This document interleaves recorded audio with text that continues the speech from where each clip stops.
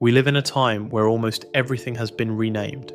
Pride is called confidence, desire is called love, disobedience is called freedom, and sins that used to make hearts tremble now make people clap. People post arrogance as self-worth, they defend shamelessness as authenticity, they chase dunya and call it motivation, and we scroll through it all, quietly wondering why our hearts feel emptier than ever. And maybe that's the hardest part about living right now.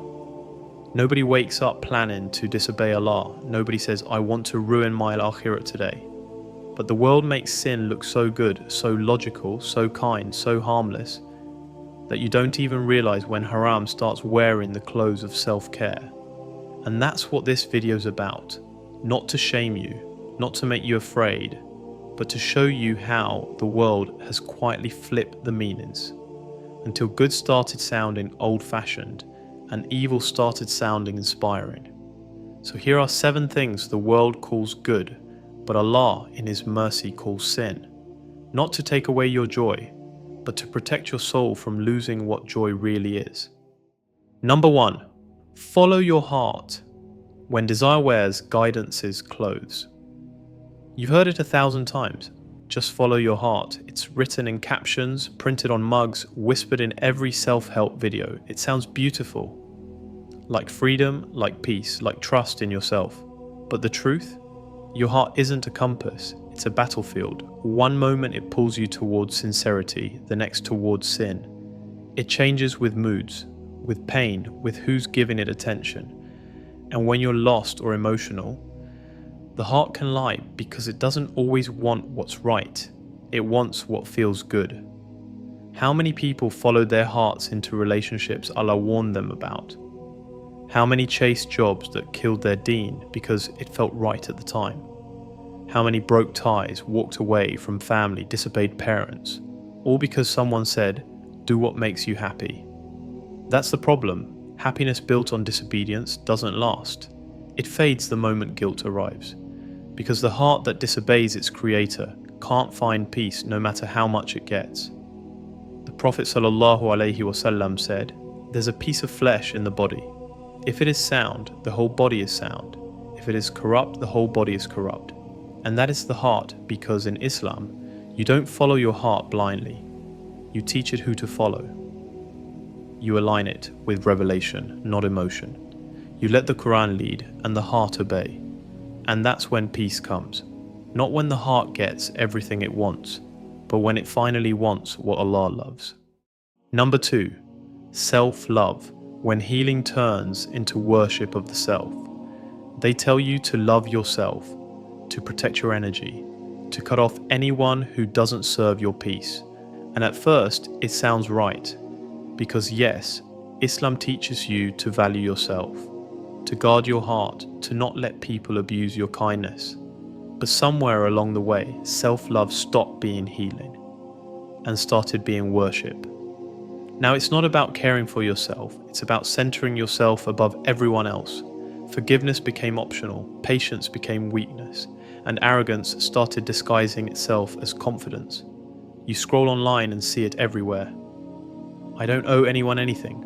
I'm done being humble. I choose myself over everything.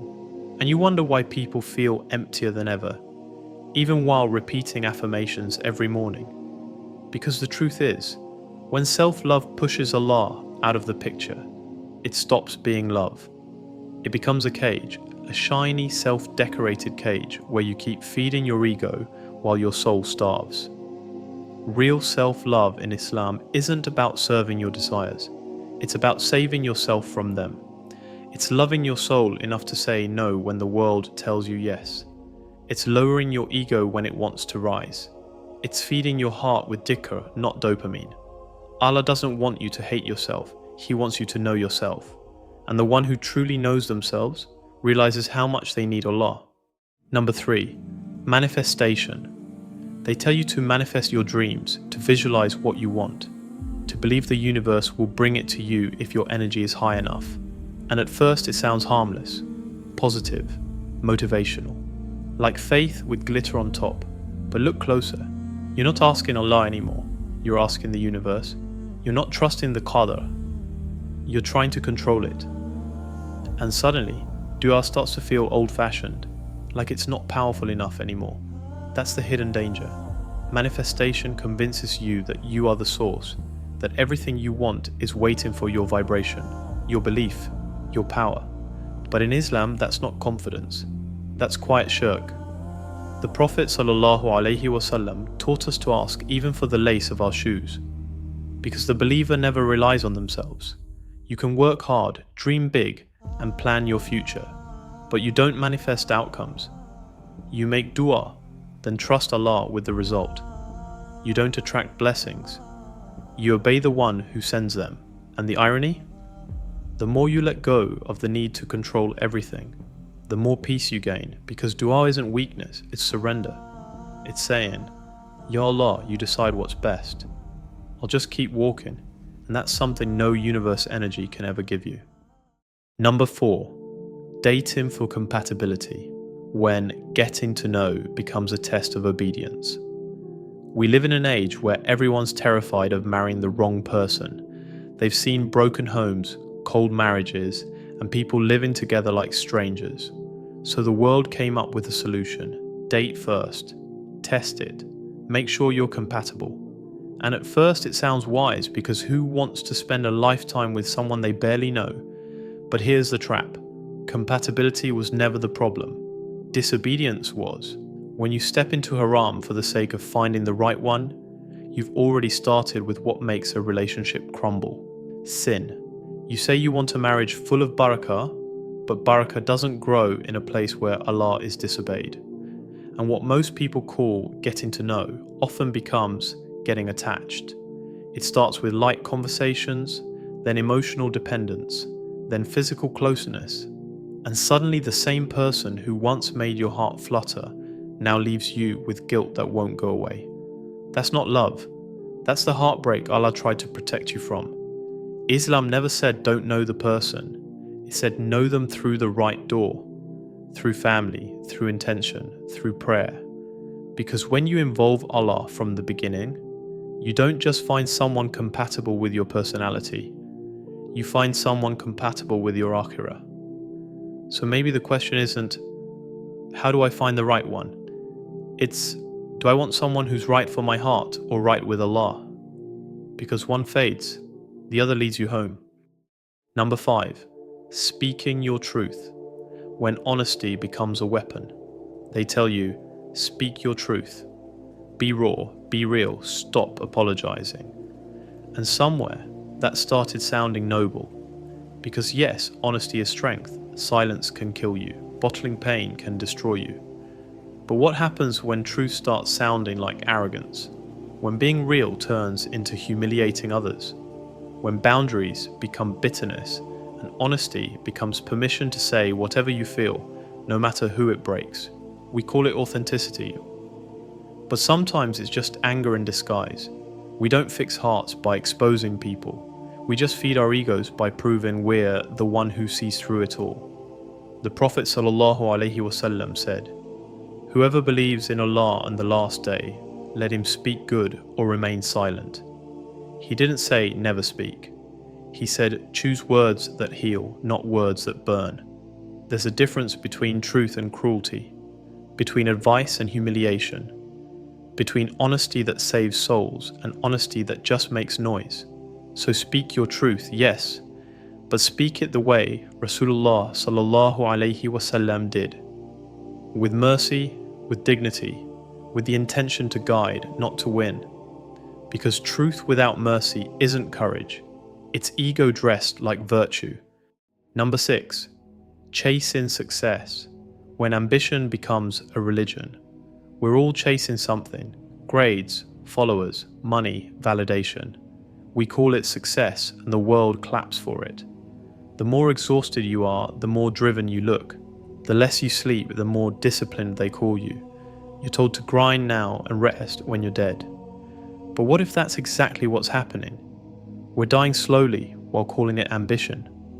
Somewhere along the way, success stopped being a means and became a god.